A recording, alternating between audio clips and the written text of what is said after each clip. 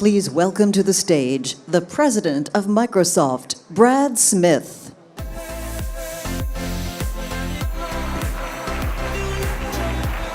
Good afternoon. I wanted to talk a little bit this afternoon about the opportunity that we have to use new technology to help save lives around the world.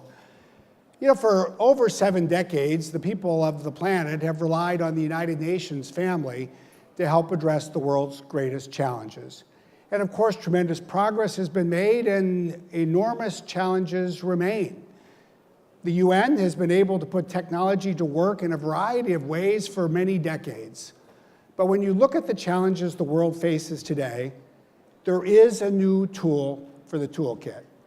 And specifically, I therefore wanted to spend a few minutes to talk about the role of AI, or artificial intelligence.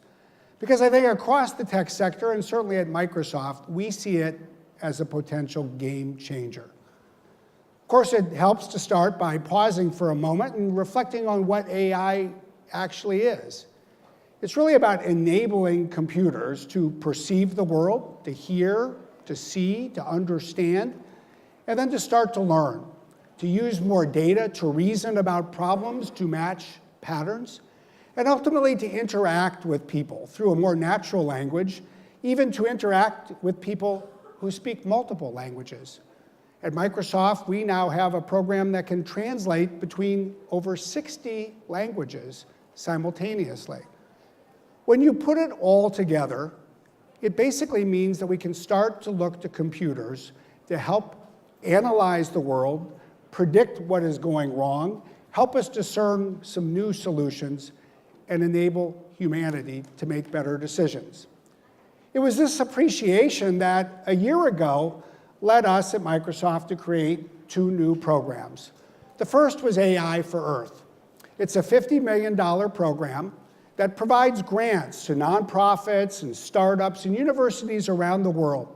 Fundamentally, what it does is it enables a team of environmental scientists and data scientists at Microsoft to partner with these organizations that include many of the world's great environmental scientists.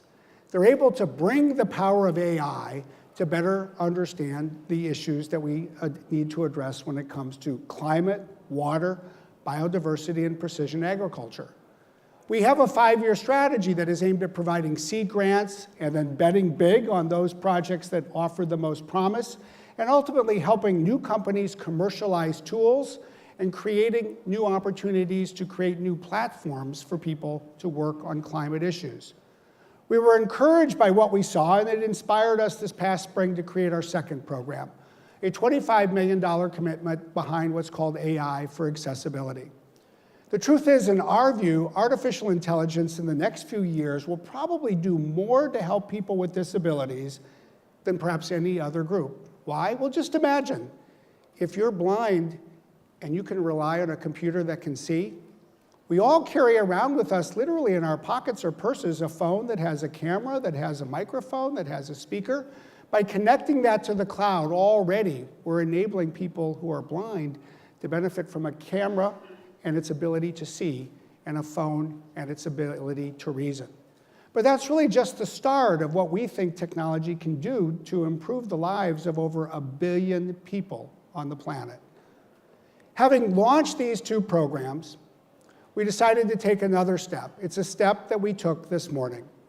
We announced here in New York a 3rd program, a new program, a $40 million commitment called AI for Humanitarian Action.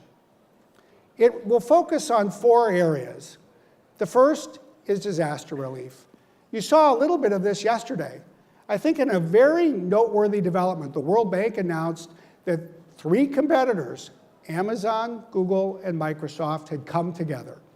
We've come together to use more data to help predict where famines are going to occur. We recognize that a famine may start in part with a drought, but there are many factors that actually contribute to its outbreak. And by understanding those factors and gathering that data and enabling computers to reason over it, we can provide faster notice and work with nonprofit organizations in the United Nations to move food more quickly to where it needs to go. Our second area of focus is really the needs of children. This is an area where every day we're already starting to see AI make a difference. At Microsoft, we've been partnering with a group called Operation Smile. It works to enable surgeons to help and provide operations for children born around the world, say with a cleft lip. And what AI can do is enable surgeons to analyze their work and improve the quality of what they are doing. Or in another area, there are thousands of babies every year just in the United States alone who pass away from sudden infant death syndrome, SIDS. Even after many years, we don't fully understand its causes. It's another problem that AI can help us address. A third key area is protecting refugees and displaced people. It's part of what we announced earlier today, a new partnership with UNICEF, a partnership to co-create a learning platform so that there will be new tools, including artificial intelligence-based tools, to help the 75 million children and young people who basically have lost their opportunity to learn because they moved and migrated across a border or they were forcibly displaced. And yet today, all too often, these kids are in refugee camps. They may be in a place where a different language is spoken. They do lose the ability to keep going to school.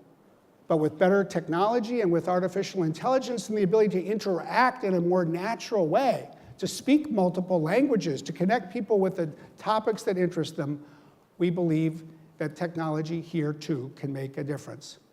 And finally, we're going to focus on promoting respect for human rights. For the past couple of years, Microsoft has been the largest corporate sponsor of work for the United Nations Office of the Commissioner for Human Rights. It's another area where we believe that data can help OHCHR better predict where human rights problems are likely to take place. It's another area where we believe additional artificial intelligence-based tools, from the ability to reason through data and the ability to translate between languages, can help make human rights protection more effective. We're certainly not alone. There are many companies focusing on this. I think it's a wonderful thing that across the tech sector, we're both inspiring each other. There are days when we emulate each other. And perhaps most importantly, there are days when we work together. In closing, I wanted to show you how all of this, I think, can come to life in a way that really can create a new era, if you will, in the way we all can work together to address some of our most fundamental challenges. As you'll see in this video, AI has a lot to offer.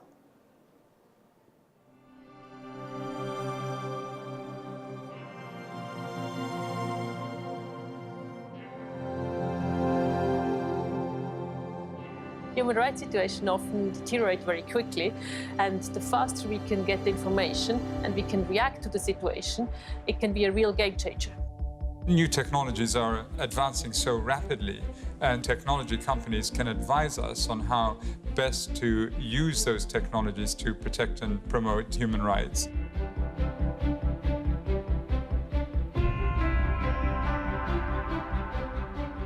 Our objective is automatic damage mapping, because after the disaster, the government needs the damage map to carry out the effective rescue.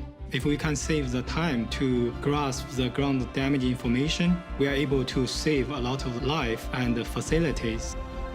In a new partnership with the World Bank, United Nations, and tech industry partners, we'll be better able to predict when and where famine will occur.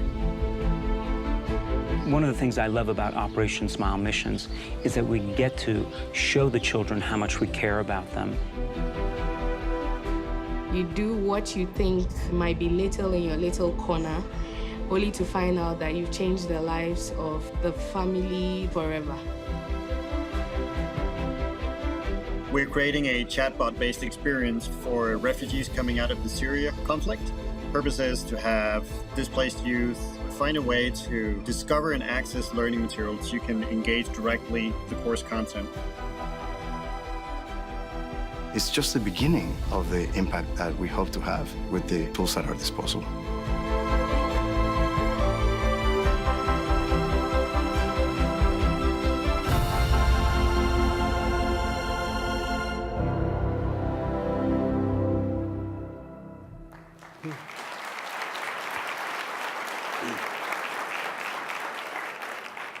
Certainly over the last year around the world, artificial intelligence has been a topic that you hear people talking about just about everywhere. People are worried. They ask, what is it going to do for our jobs? What is it going to do to our jobs? People are concerned about the ethical issues that it raises, and all of these are both valid and important concerns. But AI also has a huge amount of promise.